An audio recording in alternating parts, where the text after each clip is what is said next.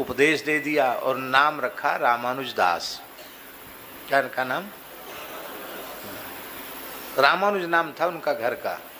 बोले भगवत संबंधी नाम है, लक्ष्मण दास कहो रामानुज दास कहो एक ही बात है, रामानुज दास नाम रखा। परमहंस श्री स्वामी रामानुज दास जी सिद्ध पुरुष हुए। अद्भुत अद्भुत जीवन चरित्र हैं उनके।